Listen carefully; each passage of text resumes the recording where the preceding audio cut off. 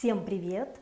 Недавно в одном из мамских телеграм-чатов иммигрантов в Литве обсуждалась тема, чего женщинам не хватает в этой стране для комфортной жизни мам и их детей. Мне эта тема показалась интересной, ведь некоторые запросы мам могли бы послужить хорошей бизнес-идеей. Кстати, участвовали в обсуждении в основном белорусские. Мамы, всем привет! Вопрос не по теме. Каких больше всего услуг вам не хватает в Литве? Что было, например, у вас в стране и нет здесь? Ольга. Пространств для общения родителей с маленькими детьми, как в РБ «Мамслет клуб». Тренировок для маленьких детей, как в РБ «Маугли». Обучение на беговелах, детских театров, как в РБ «Пуговицы», джаз для детей, если по теме канала. РБ – это Республика Беларусь. Таня. Грудничковое плавание на дом, массаж малышу на дом, врач на дом. Джей Джей. Кафе с большими детскими зонами типа Андерсона в Минске. Лидия. Не хватает ладе или такого удобного частного медцентра без головоломок. Не хватает вкусных круассанов и в целом кафешек с широким выбором десертов. То, что продают в Кайф кафе и Вера кафе, просто боль. И еще не хватает детского плавания, типа минского пингвина. Еще ассортимент детского питания в Вильнюсе очень скудный.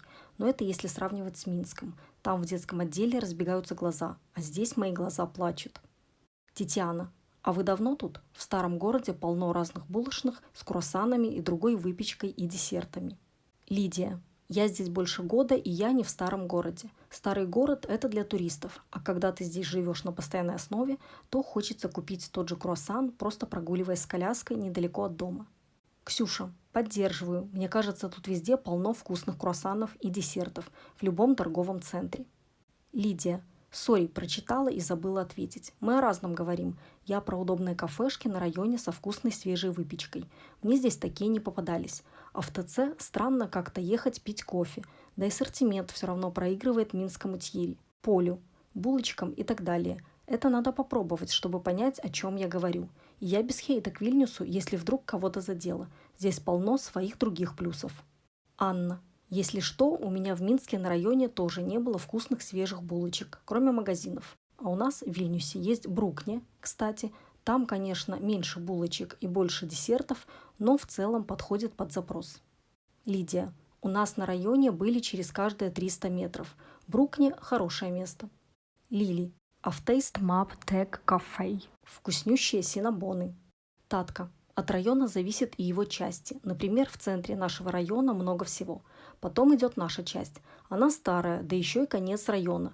Дальше лесопарк и другой район, соответственно. И живет старое поколение. Какие уж им кофейни. И только не так давно начали строить и новую часть. Начало жить много семей с детьми. Открыли пиццерию, итальянскую пекарню, кофейню, бар с вкусным квасом. Тот же Lidl новый построили. Видно, что сразу приходит и меняется эта часть района. Анна.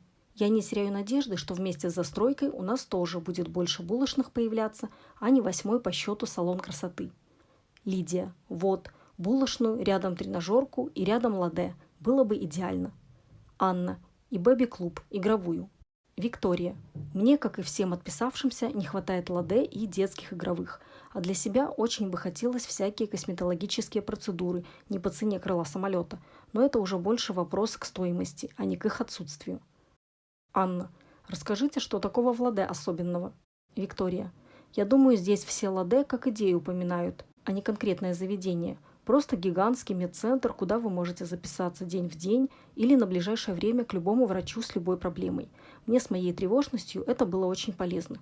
Не занималась самолечением, а сразу получала консультацию врача. Наталья. На РДВ, мне кажется, то же самое. Мне ладе по цене нравится больше, чем по врачам. Или вариант «Добрый доктор» в Минске, когда день в день можно вызвать врача к себе и не по цене крыла самолета. Лидия. Это удобно, большой спектр услуг, вызов врача на дом. Ольга. Что касается цен на услуги и медицину, что поделать, здесь жизнь дороже. Косметологам и врачам тоже надо за аренду платить. Лидия. Тут тоже в частных есть вызов врача на дом, только цена 100 евро. Ольга. Это все надо искать, сложно. А если еще записываться на прием через какую есть вейкату, то вообще ад. 3 раза система выкинет, пока только регистрируешься. Лили. Медцентр на Гриба меньше по услугам, чем ладе. Ольга. В центр на Гриба можно просто позвонить. Они перезванивают. А по поводу надо искать, просто надо привыкнуть. Это все же другая страна. Наталья. О медцентре на улице Гриба. Я один раз была, но кажется то же самое. Но тут только дело в цене. Наталья. Тут такой есть. Медцентрос. Да-да, вот как раз про него пишу. Там все что угодно, если есть страховка или лишние деньги. Виктория. Я в Ладе помню наоборот, долго ждала записи, но к конкретным врачам. Вот выездного детского врача не хватает, особенно для малышей, как в Baby Boss в Минске. Виктория. Я к некоторым врачам до сих пор в Минск езжу. К лору детскому, для себя, на все УЗИ и гинекологию. Мне важно было, если что, получить срочную консультацию врача.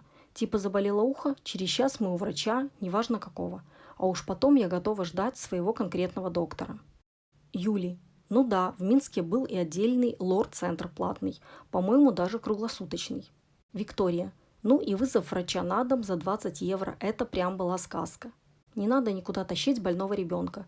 Я вообще не представляю, как здесь с больным ребенком в поликлинику идти. Еще не болел в Литве. Но когда болеет, это температура 39,9 и тряпочка. То есть очень вялый ребенок. Или когда его рвет каждые 20 минут. Тетяна. Дружно переехать всем в Норвегию минимум, и цены в Литве будут для всех сладкими. И булочные, и врачи, и все чудесно будут вспоминать, как в Литве лучше, чем в других странах. Лили. Здесь в обычной поликлинике также ведь у дочери заболело ухо, в 12 позвонила, в 14 на приеме были. Виктория. Ну, я не прям специально к врачу еду, совмещаю это просто с поездкой в гости к родственникам. Здесь уже была у врачей, и пока ощущения не самые лучшие. В Минске намного качественнее все было. Но, повторюсь, туда я хожу к конкретным людям, которых тоже не с первого раза нашла. Наталья. Вам тут в первом случае скажут, что нужно было дать парацетамол или ибупрофен. А если все равно тряпочка, то в приемное отделение санторишек. А во втором сразу в приемное отделение, можно и со скорой, если нет своего транспорта. Виктория. Ну вот, говорю, у меня здесь еще ребенок не болел. Но когда просто планово ходили к врачу на прием, предупредили, что ожидание может быть пару дней. При такой температуре вызов скорой работает хорошо. И даже при рвоте подруга вызвала скорую сыну не так давно, почти 2 года ему, осмотр сделали, забрали в больницу. Наталья. Здесь рыночная экономика, и время врачей, парикмахеров, маникюристов, кого угодно, максимально распланировано. Лет 15 назад можно было приехать с бухты-барахты куда угодно и получить услуги. Потом все начали все оптимизировать, но и слава богу. Если раньше в поликлинике приходилось ждать по полдня, а врачи проплывали мимо с выражением лица «пусть весь мир подождет», теперь почти везде ждешь максимум 15 минут. Лидия. По поводу цены на медуслуги в РБ просто недооценивают профессию врачей, к сожалению. Меня устраивают цены на литовскую медицину. Просто пока были свои какие-то косяки. Для себя еще не нашла удобного медцентра. Виктория. А можно отказаться от госпитализации? Вообще, я уже привыкла, что сын так болеет. Ему не нужна больница, не хочется дергать бригаду. Я страдаю именно от того, что не могу заплатить за осмотр на дому, чтобы мне подтвердили, что все окей. Просто нужно поить. Послушали там легкие, взяли анализ крови. Все это в Минске было легко и дешево, а скорую я на такие случаи не дергала. Все-таки жизни ничего не угрожает. Таня. Про зарплату медицинских работников. Так тут тоже, говорят, мало платят. Поэтому и уезжают куда-то туда, где больше платят. Ну и вот поэтому их тут мало. Лили. Может, конечно, нам повезло, но вроде так, как у всех. Здесь есть дежурные врачи, плюс по результатам осмотра, если нужно, сразу сдается кровь. Результат нам прислали смс-кой. Такой сервис мне очень понравился, и все было бесплатно. Виктория. На самом деле это просто привычка. Наверняка литовцы вполне нормально относятся к своей медицине. Просто переехавшим тяжело перестроиться. Тетяна. Как минимум, переехавшим необходимо прекратить сравнивать, так же, как многие в первое время переводят евро в валюту своей страны. Литва – страна совсем иной экономики, нежели РБ или Украина. Жалуются, как тут дорого и как дешево в других странах, забывая, что врачи там получают копейки, если не частники, конечно. Татка. Да, именно тяжело перестроиться на новую медицину, новый лад, так сказать. Когда вникаешь, то не так все плохо. Я здесь 15 лет, и первые года тоже было тяжело во всем. Адаптационный период есть у всех и во всем. И там не так, и тут не так, и это не так. А потом, как стала посещать госполиклинику, то мне понравилось. Даже ходили тогда для сравнения в частные, а их тогда столько не было, как сейчас. В сравнении тогда разницы не ощутила. Вернее, гос давала больше возможностей. Так и остались в государственной. Вообще претензий не было. Все оперативно решали, что надо было. И плата за приемы норм было. А как работаешь, то вообще милое дело. Вероника. Я ходила в платные в Минске и здесь. Если сравнивать, то в Минске, конечно, удобнее и выбор больше. И отзывы можно было честные на каждого врача найти. И записаться быстро, и попасть тоже быстро. А здесь в целом неплохо, если нет проблем. Не понравилось в Норвегии. Врачи проблемы чуть ли не на психосоматику списали. Но была я 2 раза и муж один. Потому не могу всех там прям оценить. Понравилось очень в медцентр с Нагриба 32. И врачи, и отношение ко мне и проблеме.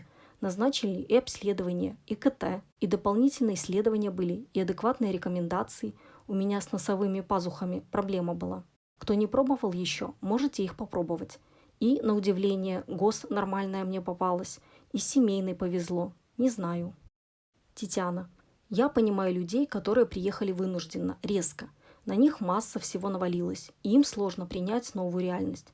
Но те, кто ехал сознательно, строить бизнес, выходить замуж, учиться, перед этим же как-то знакомились со страной. Я в свое время, планируя переезд, перечитала все возможные форумы, и первое, что понимала, как дома уже не будет, и ты либо принимаешь, либо ищешь другую страну. Вероника. Я, не читая форумы, столкнулась лицом с трудностями местными и ценами и поняла, что как дома не будет. Надо адаптироваться и придумать что-то. Или ездить в РБ на лечение и обследование всего, или тут альтернативы какие смотреть, или за рубежом куда, если серьезное что-то. Татка, она из Украины. Я вот не знаю, что такое ладе вообще, как и многое другое, что здесь упоминали. Мне они и не нужны. Вот стала думать, что чего не хватает. И как-то даже не придумала. Разве что центр какой-то для детей, где можно было бы оставить на пару часов своих детей и побыть наедине со своими мыслями. А то приходится ждать сентября. Там днем -3 будет, останется одна. И вот неплохо было бы пару часов иметь в таком центре. Ольга. Обсуждали тут круассаны, врачей и детям. На удивление, все это есть в районе улицы Йонажулю, а-ля Новой Боровой в Минске. У дома и пекарня, инмедика плюс стоматология, музыкальная школа Ямаха детям, 2 салона плюс косметология. Вот со спортом печаль, только а-ля пилатеса.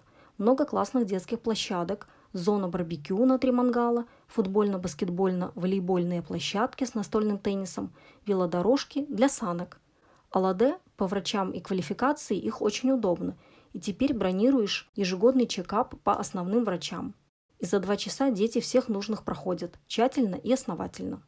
Спасибо, что посмотрели это видео, надеюсь, оно было полезным. Пока!